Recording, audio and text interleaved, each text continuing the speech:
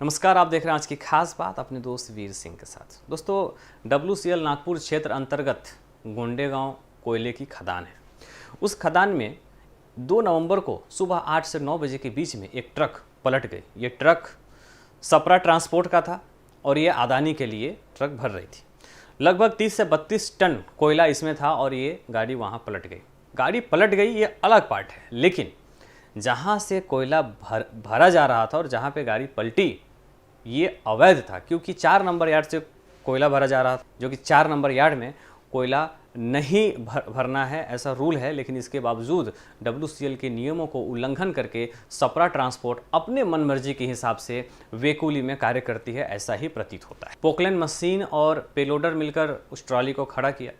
उसके बाद उसे निकालने की कोशिश की गई, वो ट्रॉली दोबारा पलट गई।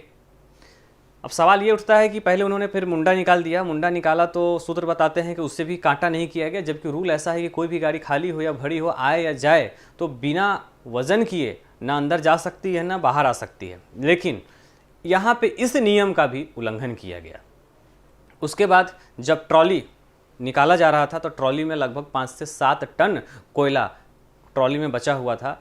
इसको भी बिना वजन किए कांटे के बाजू से, वजन का जो कांटा होता है उसके कांटे के बाजू से प्राइवेट क्रेन द्वारा इसे लेके जाया गया। भाई, इसको वजन क्यों नहीं किया गया, एक बड़ा सवाल है, क्योंकि उसके अंदर तो कोयला था। इस जैसे ही उन्होंने चेक पोस्ट क्रॉस किया, वैसे ही सबेरिया जी को दिखा कि ट्राले के अंदर तो कोयला भरा हुआ है, तो सबेरिया जी ने तुरंत फ़ोन लगाया इधर उधर और गाड़ी को रुकवाया और चेक पोस्ट के बाहर उस कोयले को खाली कराया गया।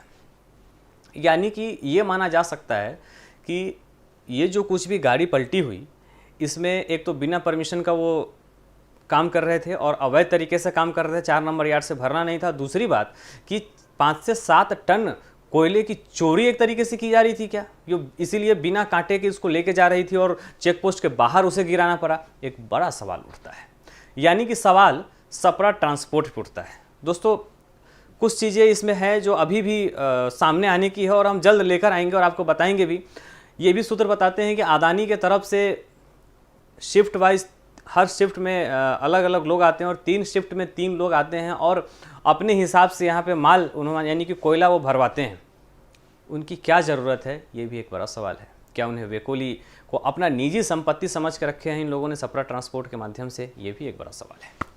दोस्तों, कोई भी गाड़ी खदान में अगर ब्रेकडाउन होती है तो उसे कांटा पे बिना कैंसिल किए नहीं लेके जा सकते हैं। लेकिन कांटे मशीन पे तो छोड़िए, कैंसिल तो छोड़िए, इन्होंने कांटे पे लेकर ही नहीं आए और पीछे के रास्ते से जबकि 5-7 टन कोयले के साथ में निकालने की इन्होंने कोशिश किया ट्राला को प्राइवेट क्रेन से। पता नहीं प्राइवेट क्रेन की इनके पास में परमिशन थी या नहीं, इसकी सारी जानकारी हम आप तक लेकर आएंगे अगले एपिसोड में।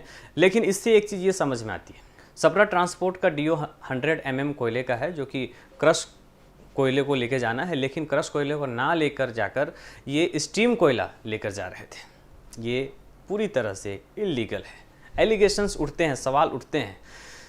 इस पे उचित कार्रवाई की मांग की गई है और युवा सेना द्वारा इस पे तीव्र आंदोलन का इशारा किया गया है कि अगर सप्रा ट्रांसपोर्ट के ऊपर कार्रवाई नहीं होती है तो तीव्र आंदोलन किया जाएगा। दोस्तों, इसमें ऐसा भी हो सकता है कि नोडल ऑफिसर की मिली भगत रही होगी, कुछ ना कुछ ऑफिसर भी जो फील्ड में काम करते हैं उनकी मिली भगत होगी। इसकी वजह से ये इतनी बड़ी हिम्मत, इतना बड़ा साहस सप्रा ट्रांसपोर्ट को मिला है।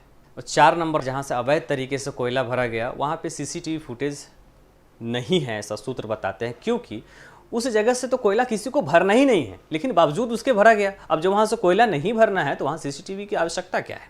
इसीलिए शायद वहाँ CCTV ठीक तरीके से नहीं है।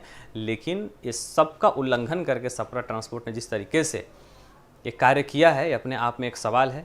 इस पर इंक्वायरी होनी चाहिए और सप्रा ट्रांसपोर्ट के ऊपर कार्रवाई होनी ही चाहिए, क्योंकि वेकुली सप्रा ट्रांसपोर्ट का एक निजी संपत्ति नहीं है, ये सरकार की संपत्ति, और सरकार की संपत्ति हमारी और आपकी संपत्ति होती है। तो इसे सरकार की संपत्ति समझना चाहिए, इसको निजी संपत्ति समझ के कार्य नहीं करना चाहिए। आने वाले समय में देखते हैं कि सप्रा ट्रांसपोर्ट पे क्या कार्रवाई होती है और इसमें जो फील्ड में जो ऑफिसर्स मिली भगत से काम कर रहे थे सप्रा ट्रांसपोर्ट के साथ में, उनके ऊपर भी क्या कार्रवाई होती है। आने वाले समय में हम जरूर देखेंगे और बताएंगे कि सप्रा ट्रांसपोर्ट का सिर्फ गोंडेगांव में नहीं, बल्कि कुछ समय पहले उमरेड में भी कुछ अनैतिक कृत्य कार्य किए गए हैं, उसका भी खुलासा हम फिर से करेंगे कि आखिर क्यों ऐसा बार बार किया जा रहा है? WCL की मिलीभगत से, कुछ फील्ड के ऑफिसरों की मिलीभगत से आखिर ऐसा कब तक चलता रहेगा? और सपरा ट्रांसपोर्ट के इस तरीके से असंवैधानिक और अनैतिक कार्यों पर लगाम कब लगेगा, एक बड़ा सवाल है। आप देखते रहें इनवीसीएन न्यूज़ अपने दोस्त वीर सिंह के साथ।